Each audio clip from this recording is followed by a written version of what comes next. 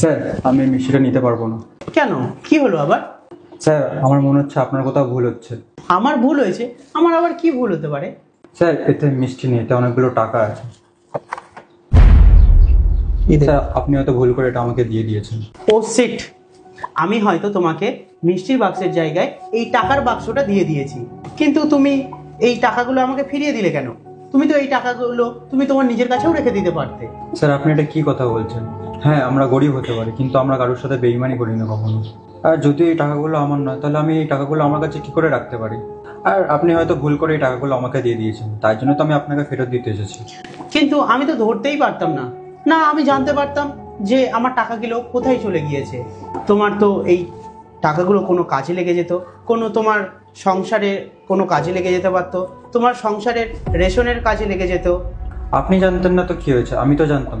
আর আমি যদি আপনার সাথে বেইমানি করি, পরে আমি আপনার চোখের দিকে তাকিয়ে কথা বলতে পারবো না। যেই কোম্পানির আমি নুন খেয়েছি, সেই কোম্পানির সাথে আমি বেইমানি কখনো করতে পারবো না। তো আমি টাকাটা নিতে পারবো না, সেটা আপনি রেখে দিন। দেখো অনুরাগ, আমি তোমাকে এই টাকাগুলো ভুল করে নয়, আমি তোমাকে এই টাকাগুলো জেনে শুনেই দিয়েছি। আর এই টাকাগুলো আমি তোমাকে শুধু একা দিইনি, এই টাকাগুলো আমাদের কোম্পানির সমস্ত এমপ্লয়ারদের বক্সের ভিতরে দিয়েছি।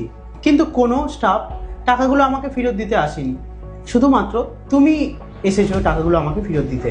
স্যার আপনি এটা জেনে শুনে করেছেন, কিন্তু কেন করেছেন? সততার জন্য, সততার পরীক্ষা নেওয়ার জন্য। দেখো, এই কোম্পানিতে না পুরো চোরে ভরে গেছে, আর টাকাগুলো আমাকে কেউ এখনো ফেরতও দিতে আসেনি। কিন্তু এই বিশ্বাসঘাতকতা না বেশি দিন আর চলবে না। এই কোম্পানি থেকে সবাইকে আমি বের করে দেবো, আর এই কোম্পানিতে সমস্ত নতুন স্টাফদের ভর্তি নেব, শুধুমাত্র তোমাকে ছাড়া।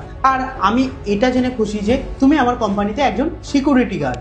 আর তুমি তো চাইলেই আমার সাথে বেইমানি করতে পারতে, কেননা আজকালকার দিনে তো টাকা প্রত্যেকটা মানুষের দরকার। তুমি আমার সাথে কোনো বেইমানি করোনি, তুমি আমাকে নির্দ্বিধায় টাকাগুলো ফেরত দিতে এসেছো। তোমার এই সততা দেখে না আমি অনেক খুশি হয়েছি যে তোমার মতন সৎ সিকিউরিটি গার্ড আমার কোম্পানিতে জব করে।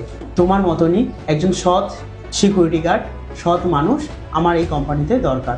আর আমি আমার কোম্পানিতে তোমাকে সিকিউরিটি গার্ডের প্রমোশন করে দিচ্ছি। আজ থেকে তুমি সিকিউরিটি গার্ডের হেড। তো তুমি কাল থেকে তাড়াতাড়ি চলে আসবে।